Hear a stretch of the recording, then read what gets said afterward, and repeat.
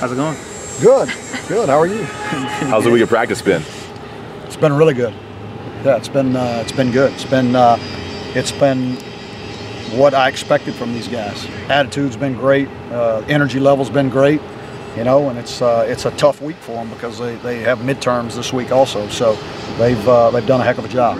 How challenging is it to take the positives from the other day and use that to help their confidence, but also understand the things that went wrong? There were so many things that went wrong. To kind of get them to understand how to fix that while maintaining the positive. Yeah, there's a lot of things challenging in this game, you know, and building guys' confidence, but also making sure they learn from the mistakes is a balancing act. And but these guys, I mean, if you're consistent with the way you do things, they understand and they know what we're doing. When we evaluate a game and we look at it and we point out all the good things and we point out all the negative things, I mean, we do it for a reason. It's constructive criticism. It's not to beat somebody down, and they know that. It's not personal. It's the difference of winning and losing games. And so they take it the right way, and then they put it to bed and they move on, and that's where we're on Syracuse now. You often talk about how adversity, leadership comes from adversity, character comes through adversity. You guys have obviously faced some of that. How's the leadership been on the field among the players, and who are some of the guys that have maybe picked it up?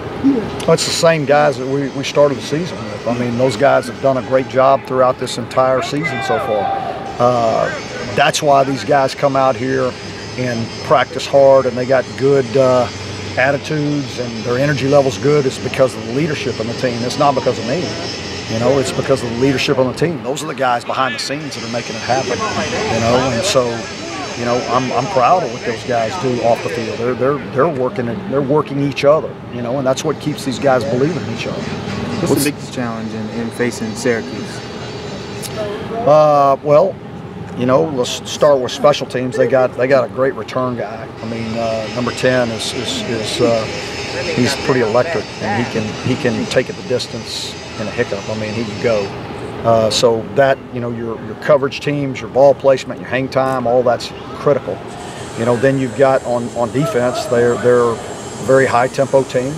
You know, they're going to spread the field horizontally, and they're going to create a lot of seams in the defense, and they're going to run the ball. And that quarterback is special. I mean, he's got a lot of grit.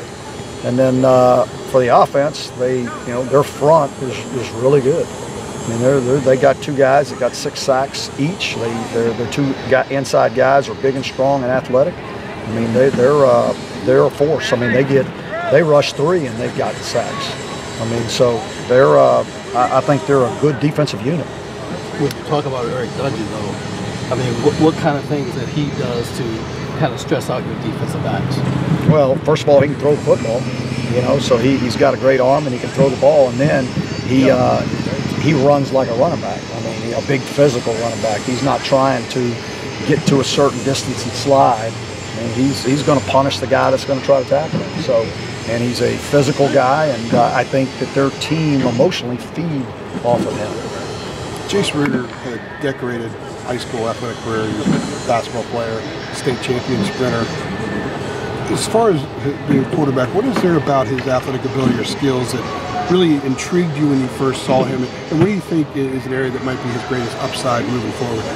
Well, I would say that the thing that jumped out was his athleticism. That was it. I mean, because he did all those things. He played multiple sports and excelled at all of them.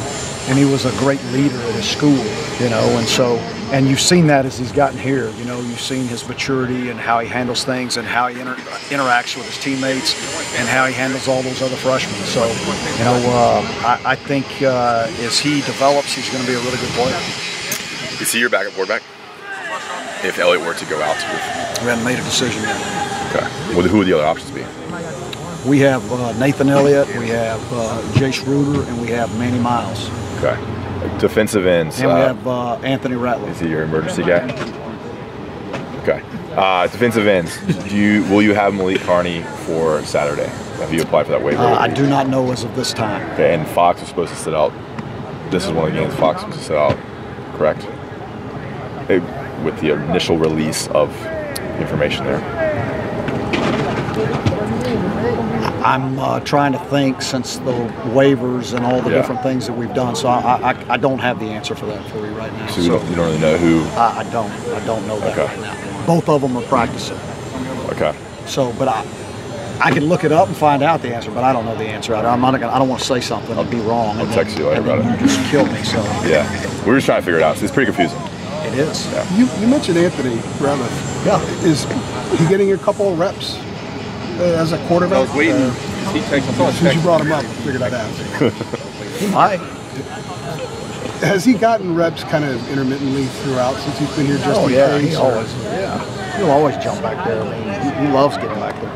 I know that he played in that spring scrimmage you guys had down in the Charlotte area when he first came here. If you can recall back then, I can't. What do you remember that you liked about him as a quarterback? Oh, his athleticism. I mean, he can run. He can run. I mean, y'all could see him run. I mean, we knew he could play multiple positions for us.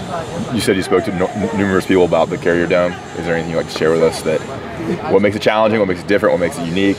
Because it's obviously a very different setting. Yeah, that's what makes it unique. It's a different setting. I mean, we don't play inside very often, and so that alone. I mean, so getting in there and adjusting your eyes to the lights and the atmosphere. I mean, so it's the first time we've ever been in there, so it'll be different for our guys. Can you recall what you remember from recruiting Patrice? I mean, I remember going up to Episcopal High School, and coach there was extremely high on Patrice, and we saw it the first time we saw him. He was a long guy, that we didn't know a whole lot about because he was coming in out of Canada. He had just been there he had been there 1 year when we started watching him, but the coach thought he was going to be a really good player. And so we started evaluating him, getting to know him, and got him down here on a visit.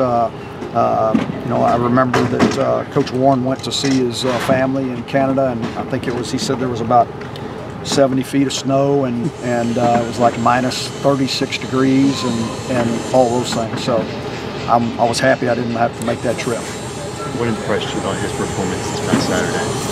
I think he's really starting to become confident and feeling comfortable with what he's doing, and he knows that he can make plays, and he obviously his length is an advantage for him. Anything else for Coach?